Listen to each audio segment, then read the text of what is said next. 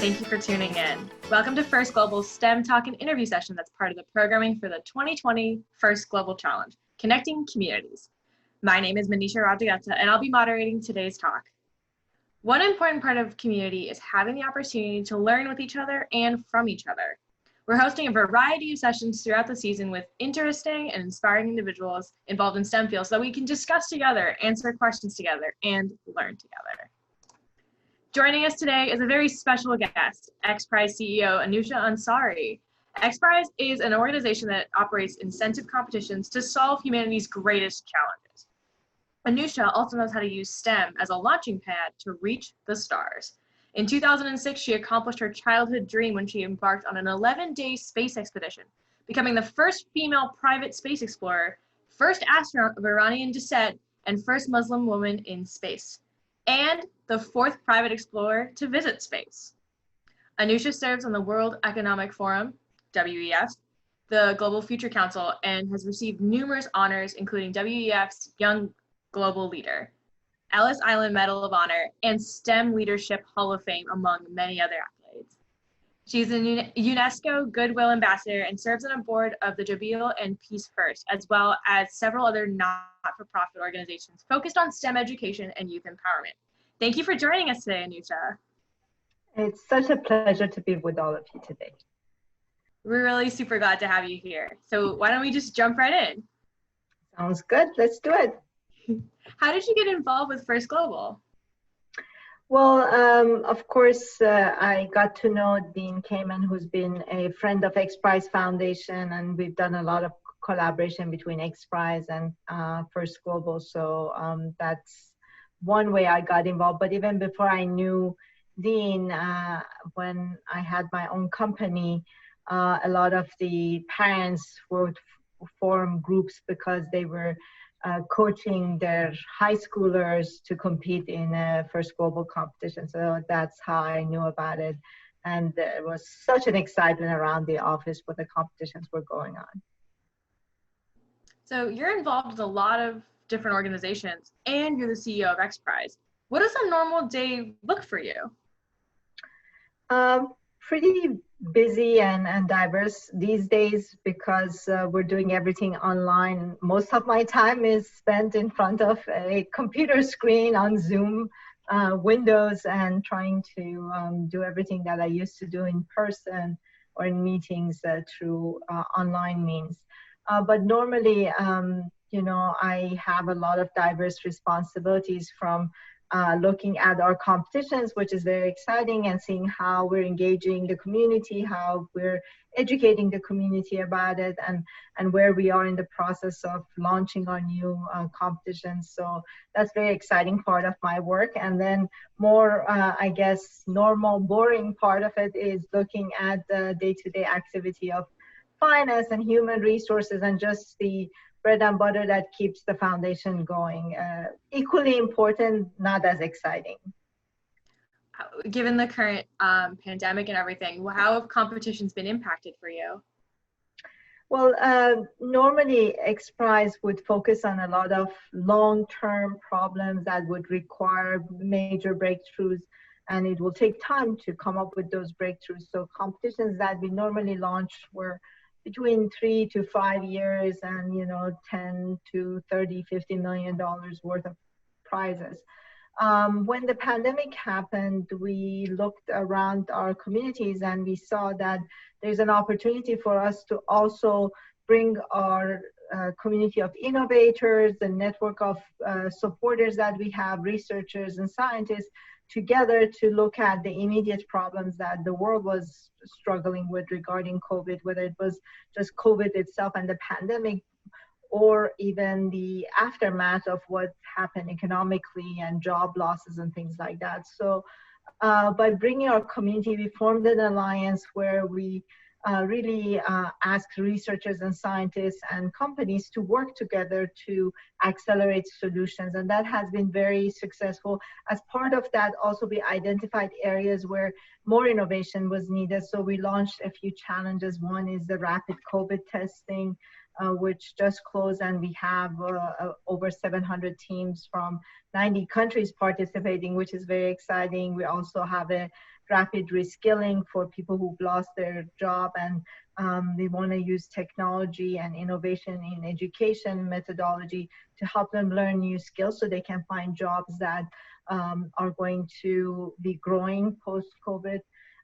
So these are just two examples. We have also a next gen mask challenge for the younger supporters of our work. So we're very excited about the fact that we were able to come together so quickly and launch these short-term, very focused challenges that address problems that we're facing today. And that has been a new experience for us, but one that so far has proven to be very successful.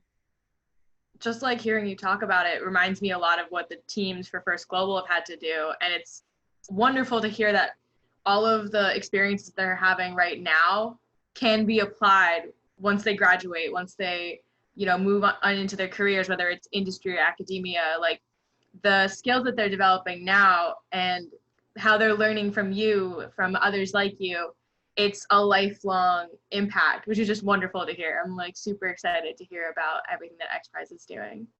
Thank you. We're very excited to see how First has been looking at problems and sort of framing some of the global problems, environmental problems, exploration challenges into a robotics challenge, and sort of not only honing the skills of individuals who compete, but also creating an awareness about the bigger issues that the world faces. And we are so happy when we see younger generation students competing in our competitions. We actually, last year, we awarded a prize regarding ocean discovery, and one of the finalists was a junior high school team who they developed this submergible that won one of our bonus prizes. So it's always great to see our younger innovators competing in our competitions. So anyone who's on this this podcast and is listening to this, I encourage you to go to our XPRIZE website and look through our competitions. Form a team, compete. It may not be as exciting and rock and roll Hall of Fame type of first competitions, but it's still exciting. And Dean is a big supporter of ours, and we're a big supporter of him. That's awesome, and everyone should definitely check that out. Speaking of our students, speaking of our teams, we have a series of questions from different teams from around the world. You ready for some team Q&A? Absolutely, let's do it. Awesome. So the first one comes in from Team Algeria. They're saying, you arrived in the United States at the age of 16, not being able to speak English. How challenging was it for you to progress to where you are today? It was very difficult. As you can imagine, teenage years are hard to begin with, and then add on top of that going to a new country. I had never left Iran, so this was the first time I was leaving my country, going to a whole new environment, new school, not speaking the language. So it was very isolating and difficult. But at the same time, like many immigrants, when you come from a place where you don't have safety or you don't have the opportunity to pursue your dream, your studies, and create a better future for yourself, when you come to a place where those opportunities exist, then I think you are willing to take on those other challenges, like learning a new language, a new culture, and a new lifestyle. And you just work through it one at a time. One of the things that was very interesting for me, being someone who was focused in math and sciences, I went to high school the first week I arrived, so I was still, I didn't speak English. So I was sitting in these classrooms and I had no idea what the teachers were saying. But the language of mathematics is the same. So when they put an equation in front of you, you can solve it. Doesn't matter if you speak English or not. So I was able to still, through the language of math and science, continue making progress in my studies. And that was something that taught me how universal the language of science is, and something that I think you guys would appreciate. I really love that. And I mean, speaking of science, math, your education, Team Suriname, they are asking, you studied electronics and computer engineering first in college. Why did you choose those specific specialties? So it was a toss-up between astrophysics and computer science and engineering. I have to say I was leaning a little bit more toward astrophysics, but again, a little bit of more practical approach because at that time, I didn't have money and I was looking for an area where I could really get a job, but also something that I would enjoy doing. And both engineering and physics were something that I really loved. Physics because I'm very curious and I always wanted to learn more about our world and our universe and see how it came to be and how it's evolving, how the universe and stars and black holes and dark energy and all these things are where they originated, what we know about them, and do research there. But engineering was also something I really loved because I love problem solving. I love solving puzzles. And to me, engineering was giving me the tools and the skills I needed to actually build things and solve the biggest problems. So that has been part of my personality since I was very young. And a lot of times I broke things first, but eventually got to fix a few too. So engineering was also something I really enjoyed, and I was very fortunate because through building my career and then later on becoming an entrepreneur, using my skills as an engineer helped me to eventually go back and be able to realize my other dream and passion of space travel. That's incredible. So aside from, the kind of journey that you just described, getting to space travel, what really motivated you to explore space and become that first female spaceflight participant? That one's coming in from Team Nigeria. Yes. So my passion for space and space exploration came at a very, very young age, and it was more of a curiosity. Summer nights we would sleep outside because we didn't have air conditioning in the apartment. So sleeping there back on the balcony and being able to look at the night skies, I was always curious to understand what's out there. I would see these beautiful shining stars out there, and I just didn't know if there are other, beings, aliens out there. And this curiosity drove me to want to learn more about it and also want to go there myself and explore it. So this was this mysterious unknown thing that really got me interested, and that passion stayed with me, and that dream of going to space was something that, even though it seemed really far-fetched, I mean, when you look at my background, a young girl from a middle-class family in Iran, what are the chances that she would go to space? Well, if you ask anyone, especially back then, when I was a child, people would say zero. But here I am and I did it, and I think partially it's because I never gave up on that dream. So until you think about what you want to accomplish and you talk about it and you try to learn about it, there's always an opportunity that doors open for you and you're able to achieve the most unlikely crazy dreams that you have.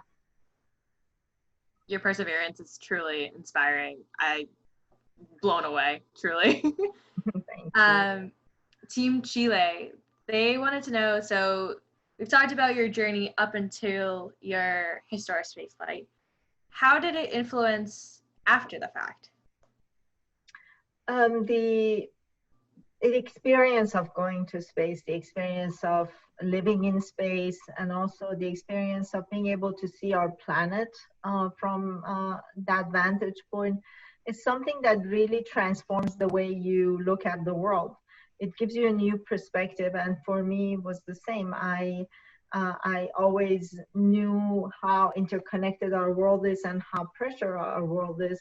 But when I was in space and I was able to look at our planet, I couldn't help but feel that that's my home. The entire planet is my home. I'm an earthling. I'm a human being who is part of a larger ecosystem, and the ecosystem is not just human beings, it's everything. It's the planet itself and every being out there. And we learn these maps of geography in our classrooms where the countries are divided up into different colors and shapes, and big black lines are drawn between them, and we see ourselves in these boxes. And in reality, when you look at our world from up there, you see that there are really no walls or lines or anything dividing us, and we are truly one and part of one planet.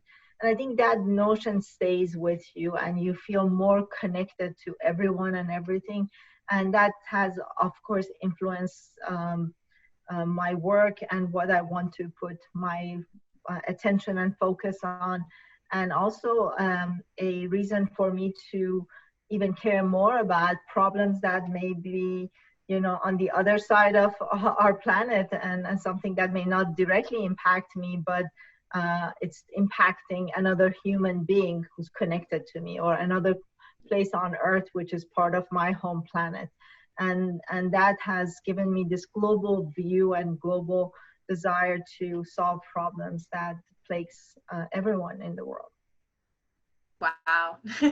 Yeah, I mean, I think that's one of the great things about, you know, this interview. The teams are able to learn a lot about that from you. That's like that's one of the core parts about what First Global is all about. The next question coming from Team Turkmenistan, and they want to know, what advice about entrepreneurship can you give to the First Global community? I think entrepreneurship, it's a exciting way of you know, building a career for yourself, but it's very different. Sometimes people just see a success and see how someone has built a successful company, and it can be very glamorous and you know, something that you are drawn to. But if you look at the stories of most of the entrepreneurs, whether they succeeded or failed, you will see that it's a very difficult road. It's something that requires a lot of dedication, a lot of hard work, and it requires you to have a mission in mind. I think people who succeed are the ones who really believe in what they're building, that they understand why what they're building is important, and they enjoy it, because it is such a difficult road that if you don't have that passion and that stamina and that energy inside you, you will hit a lot of hurdles and walls that will stop you. And if you don't have that energy to work through those issues, then you get stuck and you will give up. So it's important, if anyone is considering to become an entrepreneur, you know, don't become an entrepreneur for sake of being an entrepreneur.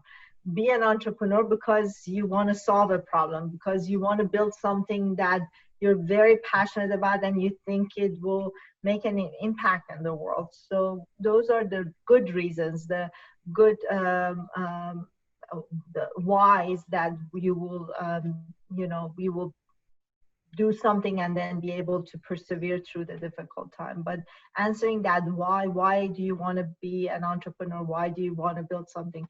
I think it's very important part of that journey. That's something that I honestly never really considered before. So definitely important for all of our teams considering entrepreneurship. Absolutely. The next question comes in from Team Ecuador. How can initiatives like XPRIZE incentivize young students, especially young women, like how your story was, like to pursue a STEM-related field?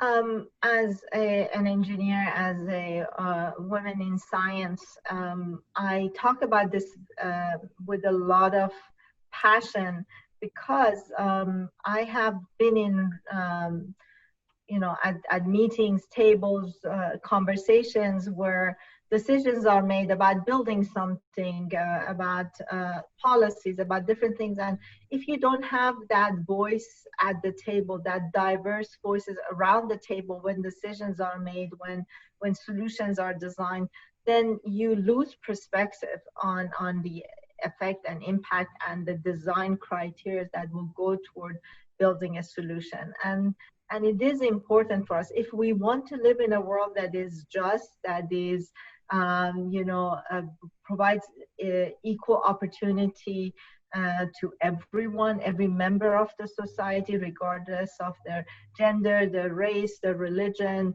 their age, all of these things. It is important to have those diverse voices around the table when these decisions are made about the design of an, product. It could be your phone, it could be a computer, could be a musical instrument. But if someone who only thinks about a 6 foot tall, 150-pound male, and that's the design criteria, they're thinking, well, of course, they never experienced being in my body, much shorter, much smaller. So they won't think about the criteria that I would require in that product or a service or a policy. So it's important to have those voices. That's why I really, really encourage everyone, but especially young women, to consider the STEM field. A lot of our world will be run by technology. Technology is everywhere around us in everything we do, and it having a gap in representation when these products and services are designed will not be good for our future. So I really, really love to see more women and more diverse voices in STEM and sciences and research. That's awesome. The next question comes in from the Team Republic of Korea. What are some goals that you want to achieve through XPRIZE? XPRIZE is a platform that we built that it's a competition platform, but what I've learned is also a collaboration platform. And that's why I usually call it a co-opetition, because what I've seen is usually we pick these really big problems that the world faces. And when we pick these big problems, it means that people who are looking for solutions are passionate about solving the problem. So while they enter the competition, they enter it for the reason that they have a passion for solving the problem and bringing these solutions to the world, which means that we get to work with some of the best minds around the globe, people who come from diverse backgrounds, and having that diversity of skill set and experiences and point of views gives us the best opportunity to really see solutions come from every part of the world and very different approaches to solving problems. And we also create an environment at XPRIZE where these teams can come together, and sometimes they merge together. They start helping each other when it gets down to the final stretches. And ultimately, all of them want to solve the problem. So even if they don't win, but they help some other team get to the solution, I've seen teams to celebrate that type of collaboration as well. So with XPRIZE, we hope to put this platform that we've built over many, many years, and we've been successfully now launching 175 million worth of prizes, and we have another 300 million prizes in the design and launch phases. We see this as a very good way of bringing innovation together, but also bringing investment into those innovative approaches to solving problems, and a very effective one. And we love to expand our sort of community to even a larger global community, and see how we can focus on problems that the world cares the most and wants us to solve. And having those support and input from outside will help us really scale what we're doing. And unfortunately, there's no shortage of problems out there in the world, but fortunately, there is no shortage of innovation as well. So all we need to do is connect the two and be able to focus the energy of creativity on solving those problems. And that's what I hope we are able to do at XPRIZE and with the communities we're building and with partners like First Global. All right, so our last question comes in from Team Benin, and we've kind of touched on this a little bit. You've explained your story, you've talked about your passion for astrophysics and how you kind of got through achieving your goals the way that you did. What message do you have for young people passionate about STEM? My message to them is that this is very unique time we live in. It's a unique time in the world where there's a lot of hope for an amazing future that we can all build together.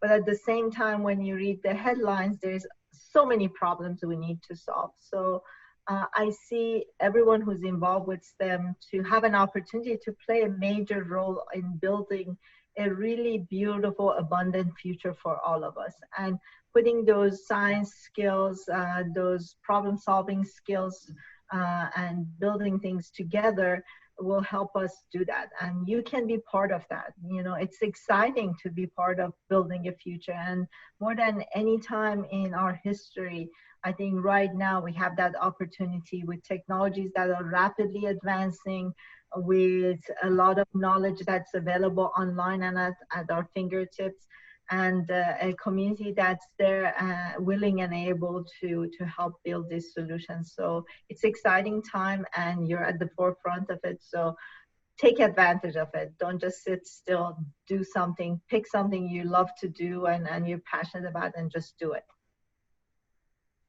And with that very powerful message, we conclude today's STEM Talk and interview.